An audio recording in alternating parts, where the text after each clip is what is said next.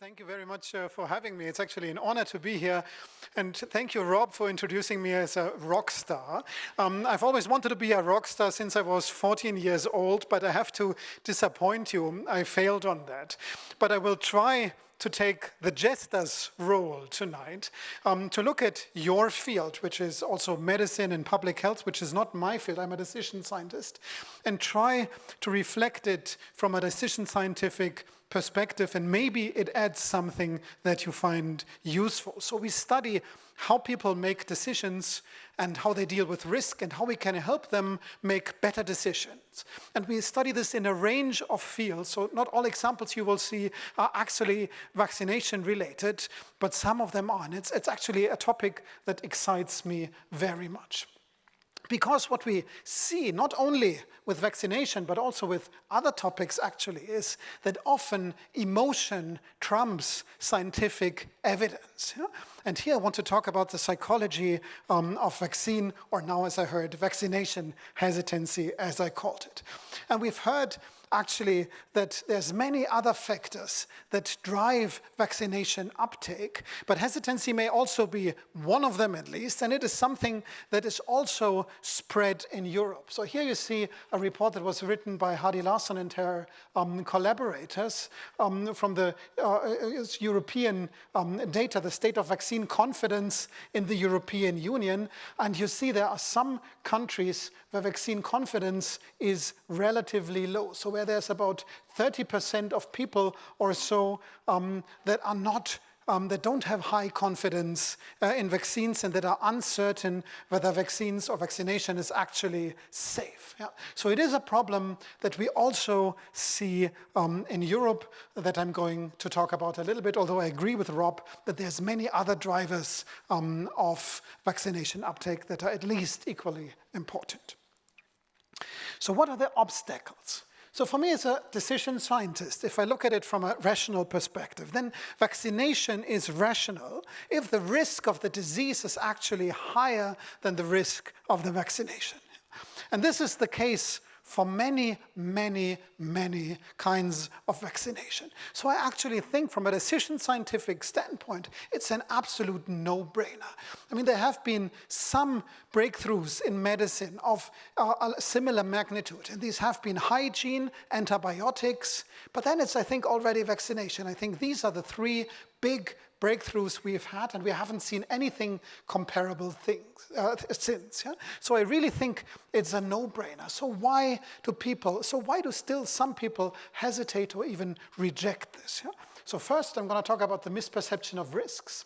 Then I'm going to talk about that medical information can actually be difficult to understand. So if you try to communicate the benefits, then this can be difficult.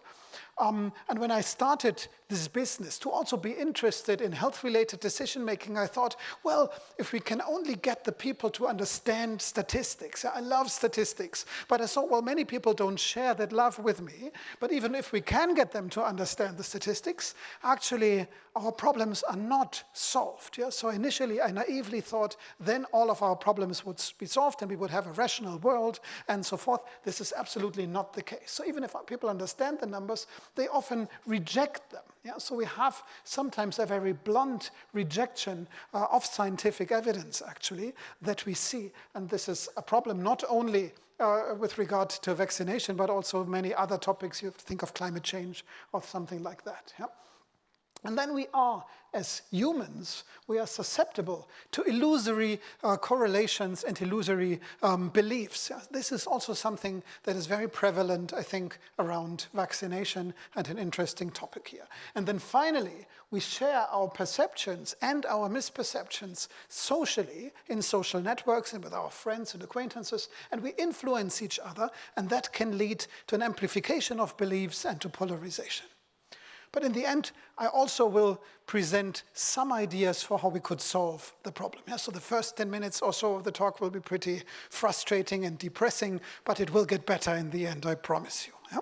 So let us start with a misperception of risk. We know that people often fear the wrong things. things. Yeah?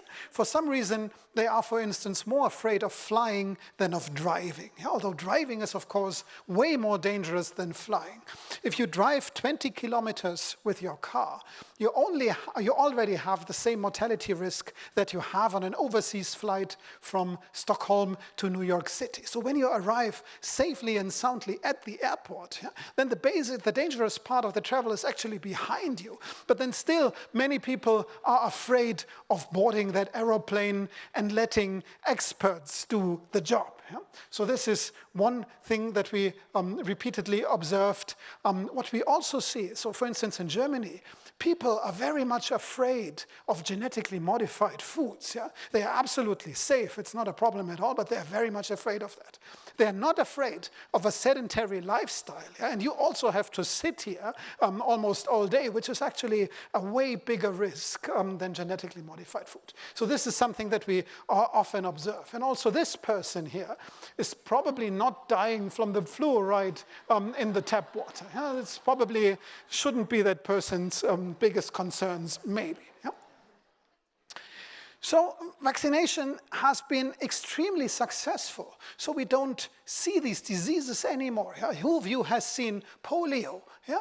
Or these kinds of diseases? There's one, yeah? Amazing. Yeah? I have never seen these diseases, if maybe in movies or so, but I've never seen those. And things that we don't see don't frighten us. Yeah? So it's out of our mind. We don't worry about it. Why do we need these measles? I've recently had a discussion with an anti-vaxxer who said, yeah, but we had 600 measles cases in Germany. It's not a problem. Yeah?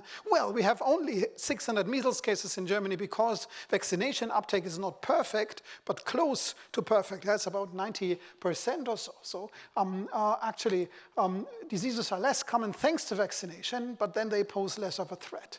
We also know from very basic research here, John Barron and Ilana Ritov, the case of the omission bias. We don't worry so much about risks of inaction in comparison to risks of action. Yeah? So if you don't vaccinate someone, then nature takes its course. Yeah? And then this poor person, well, has some bad disease, but it's not your fault. Yeah? You didn't do anything. But if you vaccinate that person and that person suffers from some adverse events, then you're at fault. Yeah? So people, even if overall it's clearly rational to do something, then people are still often more afraid of action than they are of inaction. And then finally, vaccination, I think, is very different from almost all other medical decisions, yeah? Because it's actually a social issue. Yeah, it's a social responsibility, but then it's also a social dilemma, and that is a problem. So if we only target individual rationality, I've told you that I'm a decision scientist, so there may be a point where it's actually individually rational not to get vaccinated because everyone else is vaccinated. Yeah? If you have herd immunity, then why should you take the cost of getting vaccinated? Yeah? But of course, if everybody thinks like this, then uptake and coverage will go down. So it's a social dilemma, so we shouldn't appeal too much only to individual rationality, but to social rationality, to the social rationality of the herd that we are. Medical information can be difficult to understand. And you have a completely non-vaccination related example for you, of which you may have heard and that may inform your dinner choices tonight. You have probably heard this was by the International Agency for Research on Cancer, that eating 50 grams of processed meat every day increases your risk of colorectal cancer by 18%. Yeah? That already sounds pretty dangerous, doesn't it? And then the WHO also classified processed meat into group 1 of the carcinogenic substances to humans, and it's in the same category as tobacco smoking, X-rays, and asbestos. Yeah? Many people were afraid of this, and many also quality media outlets actually confused this message to mean that meat is the new smoking in terms of effect size. Yeah? Group 1 is a group that relates to the evidence strength, not to the size of the effect. Yeah, but many people mistook this message that the effect of eating processed meat is as large as the effect of smoking, and I can calm you down. This is not the case. Yeah? Let's translate this information, which is really difficult to understand for most people. Let's translate relative risk increases into absolute risks. Yeah? This means, imagine a 60-year-old person, and out of every 1,000 60-year-old people, there is about 5 that die within the next 10 years of colon cancer. Yeah? And that number is then increased by 18%. So it's now not 5 in 1,000 anymore, but close to 6 in 1,000. So in other words, in every 1,000 people, there's 1 additional fatality. Yeah? So there may be many good reasons not to eat meat or not to eat too much meat. This is probably not one of them, at least on an individual level. Yeah? To compare, smoking causes about 120 additional fatalities within 10 years in every 1,000 60-year-old people who smoke. So the effect of smoking is 120 times as large as the effect of eating processed meat. And then the good news is if you don't smoke, then basically you can do whatever you want. That's the nice thing about it. So enjoy your steak tonight. Yeah. And this phenomenon that people get afraid of numbers somehow is actually an old phenomenon. Yeah, I tell you very old stories. Here you see The Lancet, which is probably one of your favorite journals and also mine. And this is my favorite article in that journal. It's entitled Mathematics and Medicine. And it says, and it's from 1937, yeah? And it says that statistics are curious things. They afford one of the few examples in which the use or abuse of mathematical methods actually tends to induce a strong emotional reaction in non-mathematical minds. And this is because statisticians apply to problems in which we are interested in a technique which we do not understand. Yeah? And to frustrate you a little bit, this is not meant to describe the state of the art of the general population. This is meant to describe the state of the art of physicians. Yeah? And then it goes on complaining about all the unnecessary things you learn in the 6 long years of your medical curriculum, but you learn far too little about statistics and statistical thinking, although basically every problem that you have is statistical by nature. Yeah? And I can tell you also, the good news is since 1937, statistical education has improved, but there would be room for further improvement, I would think. Okay, so let's assume we have some clinical evidence, and let's assume we actually phrase it in a way that is understandable to people. Would people listen to it? Well, very often we see a blunt rejection of scientific evidence. And in Germany, we see such a blunt rejection of scientific evidence, particularly when it's concerned with alternative medicine, yeah? Which is mostly just alternative facts, as most people in this room here probably know. Yeah? So I have again the Lancet with me, and in 2005 there was a meta-analysis on the effects of homeopathy in that journal. There's other analysis, and they all come to the very same conclusion. And actually, the Lancet is a very polite journal, or these authors are actually very polite in how they phrase this. Yeah? They say, the effects seen in placebo-controlled trials of homeopathy are compatible with the placebo hypothesis. Yeah? That's very nice, isn't it? Very diplomatic. That basically means it's utter nonsense. And of course, we shouldn't cover it by health insurance. Yeah? It is covered by health insurance in Germany, which I find a scandal. Yeah? And let's first look at Austria. Yeah? That doesn't hurt as much as because I'm German. When you first look, how did the Austrians react to this study? Well, the Austrians were also somewhat diplomatic, but not so much. Here's the Austrian Chamber of Physicians. They posted a statement on their website saying that meta-analysis are an interesting instrument for theoretical science. That's very kind, right? For those of you who do meta-analysis, yeah, that's kind of interesting. But it's of little relevance to clinical practice. Wow. Wow, I mean, that's quite a statement, I would say. And then they go on saying, well, we do this, we've always done this. Yeah, this is always the best argument. We have done this for 200 years successfully. Yeah? So how can you come with this just counting numbers and stuff? It's stupid. Yeah? And I mean, we've had bloodletting for 900 years in Europe as the universal treatment against everything. Yeah? And there already was a courageous physician in the 17th century, actually, who only sent every second second person to bloodletting and already observed that actually there's fewer people from that group who come back alive. Yeah? But then it took 250 years more until it was abolished. Yeah? So there is hope. We may actually change our behavior in 250 years. Yeah? But also in Germany, we have many people who are convinced of homeopathy in a high office, actually. So here's a former health minister from the largest federal state in Germany. Also, she's convinced that homeopathy works, so it should be covered by health insurance. Yeah? The science doesn't matter so much. Oh, we need a different science. Yeah? But it's, yeah. So we see this very, very strongly. Yeah? And some of that is actually already based on illusory correlations and beliefs. Yeah? People take some pill, it can be a sugar pill or a real pill, and they get better. Yeah? And then they attribute getting better to the pill. Yeah? Although the likelihood of just getting better without doing anything is pretty high for most not so severe diseases. Yeah? But then it gets misattributed and people believe, yeah, but it's really due to the pill or due to the lucky charm that I brought or something like this. And this is something that we also observe actually with the topic of vaccination. And very many vaccine-critical or vaccination-critical websites use this mechanism. Yeah? They collect stories from individual parents who vaccinated their child or got their child vaccinated, and then something bad happens, say, within the 2 next days or so. Yeah? And then the impression from the parents is that there must be a causal relation. I mean, all of you know that we need a control group for that. So we also need children who didn't get vaccinated and so forth. And just by coincidence, we would expect that sometimes these events, the vaccination and the bad event, actually coincide. And we would expect this just by chance. But the individual perception of these parents then is very strong that there is actually a causal relation. And if you only collect these bad stories, then you distribute this perception also on the internet. Yeah? And of course, we also have Donald Trump who tweets about these things. And he also has this illusory belief, yeah, that he fuels here.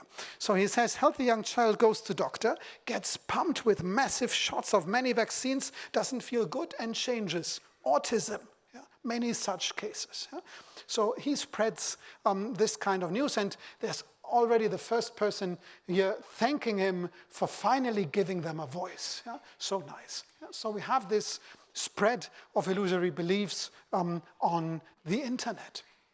And this can actually be very problematic. You've already seen the Danish and the Irish case. I brought the Japanese case, which is actually very similar. There were also 2 unconfirmed reports about adverse events of the HPV vaccine. They were unconfirmed, yeah? But they were picked up by the media and discussed so heavily so that the health ministry actually acted upon it. Yeah? They suspended their proactive recommendation in favor of the HPV. They didn't recommend against it or so, but they just suspended the proactive recommendation. And that was enough for the uptake rates to actually drop similarly as it was the case in Denmark, yeah? From a reasonable 70% to almost 0. This is just data from Sapporo here. Yeah? So this can actually have a massive impact. Yeah?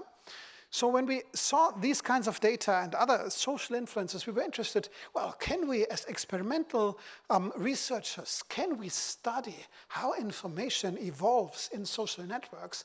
Can we study this experimentally? Yeah? And then we set up an experiment. It's kind of a telephone game. Yeah? It's a little bit set up like this piece of art here. Yeah? So the first person is informed seriously, in this case, about an antibacterial agent that is present in cosmetic products. Yeah? But we also did studies with vaccination and many other topics. Yeah? So the first person gets informed by reading many articles about the topics for 20 minutes or so. And then the first person talks about the issue to a second person. Then the second person talks to a third person, third to a fourth, and so forth. And after 10 people or so in a diffusion chain, we stopped the experiments. And we were interested in how does the message evolve, and how does the message depend on the person who is actually spreading the information. And the first thing we found in these studies was, of course, information, the amount of information decreases very quickly. After a few, here you see on the x-axis, you see the chain position, you see the number of pieces of information that are shared goes down very, very quickly. But you see it's systematically biased which information dies out and which information survives. So in red, you have the alarming information. It's mice died from this antibacterial agent, and later on it's already humans who died from this, which of course did not happen. So here you have the alarming information, and in blue you have the alleviating information saying, yeah, but it's extremely strictly regulated, it's no problem in the small dosages that we have, and so forth. So you have alleviating information, and you can see the alarming information has a higher chance of survival. So here's relative survival rates of information. So that the message over time became more and more alarming. And this is, I think, a problem. And then something that we observed in other studies on other topics such as climate change and vaccination is also that in social networks, people generally trust information more if it fits to their prior attitudes. So if you read some information that fits to what you already believe, then this must be trustworthy. If it challenges your belief, it's not a trustworthy piece of information. So this is a problem. But not only do people trust information more if it fits to their prior attitudes, they also select to communicate exactly those pieces of information that fit to their prior attitudes. So if we give two people with different beliefs or attitudes balanced information about any topic, every person will feel, my attitude is reinforced, and they will select those pieces out that fit to their attitude, and then they will communicate these pieces in a social network. And finally, even if people select the same piece of information, they frame it differently depending on their belief. So you would frame something as more or less alarming depending on what you think about an issue. And in that study, it was actually climate change was the issue that we studied here. So there we see a lot of bias in social communication.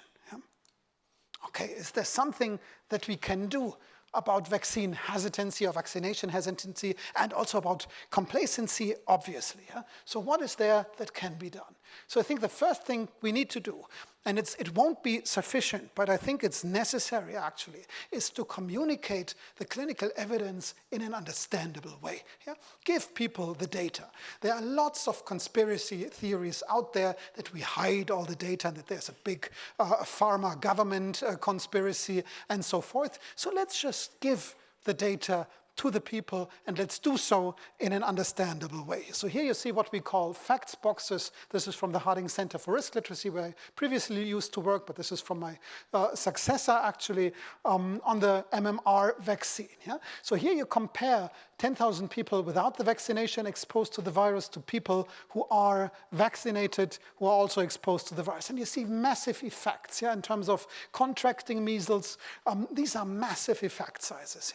So this is, I think we have nothing to hide. The data is extremely clear. We can show it to people. And at the same time, we should always communicate the harms in the same currency. So everything in absolute numbers. And you can see the harms are extremely low. So this is something we can just give to people to convince them that they can trust us. We won't change behavior with that. Rob already pointed this out. Increasing knowledge won't help. So what we need to do is we need to complement the clinical evidence with good stories, actually. And these stories should focus on disease risk rather than probabilities. And here are some data from a study by Horn et al. That this actually helps to change the vaccine attitude score. If you talk about the risk of the disease rather than the probability, and also don't try to correct the autism myth. We'll come back to that soon. Also, what you need to do is you need to understand the reasons for vaccine hesitancy, and you need to target clients who have barriers or safety concerns rather than talking to or targeting the orthodox anti-vaxxers. You won't change them. So understand why people actually don't get vaccinated. And Rob is perfectly right. Vaccine hesitancy or actually ideology is very often not the key cause. So we have other things such as is socioeconomic barriers, fears of pain, religious or philosophical grounds. You are unsure. You're not anti-vaccination, but you're just unsure about the safety. Yeah? You have school entry exemptions. Yeah? That may be something you are concerned about. Your lack of clinical persuasion. So you need to find out what it is that your clients are worried about, yeah? And then talk to them about that. You should set positive messages. Yeah? This is extremely important. And you should not try to correct myths about vaccination, except if the other side talks about the myth. Then you do have to correct it, of course. But you shouldn't bring it up proactively. Why not? Well, if you bring it up, you repeat the myth. And by that, you make it more memorable. Yeah? And some weeks later, the person may only remember, yeah, there was this MMR autism debate. Yeah? And it wasn't clear. So people may not remember the actual facts that you gave them, but they may just remember, there has been a debate about this. Yeah? So this is a problem. And also, in those people who are skeptical about this was the Snyhan and Reifler study here, this may actually backfire. So if people are already skeptical about this, and then you torture them by telling them, well, this myth is actually inaccurate, at some point they give in and say, okay, MMR vaccine doesn't cause autism, fine, but I still hate vaccines, and now I hate them even more. Yeah? This is a psychological phenomenon we call reactance. Yeah? So in this group, the attitudes actually went down, yeah, compared to control groups. You should highlight the social benefit. I was talking about the social dilemma situation, and you shouldn't focus on the individual benefit. The individual benefit is typically low, and as I said, if we have herd immunity, then it's actually more rational not to get vaccinated if you only are concerned with yourself. Yeah? But you should think of society, and you should particularly think about those people who cannot be vaccinated. Yeah? Even someone who is hesitant about vaccination, you may soften them by telling them that there are newborns around who cannot be vaccinated and may suffer. Yeah? And you've probably seen slides like this. If only some people get vaccinated, viruses can spread. And if most people get vaccinated, then spreading is actually contained. Yeah? And appealing to the social conscience of people is actually, as this nice study here by Cornelia Beetsch and her colleagues has shown, is actually effective in convincing people that vaccination is maybe not so bad after all. And finally, this is more a systems issue that Rob was already also talking about. You should making vaccinated the default option and lower barriers. So we know the best predictor of human behavior is convenience. Yeah? So you have to make it convenient. Yeah? If people don't come to you to get vaccinated, the vaccination or vaccine should come to the people. Yeah? That's, I think, very important. And we know the power of default options from other fields. So here I have an example from you that probably most of you know. It's about organ donation. Yeah? Here's the organ donation rates in several countries. This data is quite old. I think it's a little bit higher in Germany now. It was 12%. Back then, who were organ donors is probably closer to 20% now, but it's still pretty bad. Yeah? And then if we look again at Austria, here you have, it's almost 100%. Yeah? So you can go home now and conclude, yeah, the Austrians are much more moral people than those Germans are. Yeah? That would be a valid conclusion from that, wouldn't it? No, the environment is very different. Actually, in Germany, you are born and you're considered not to be an organ donor until you opt in to be an organ donor.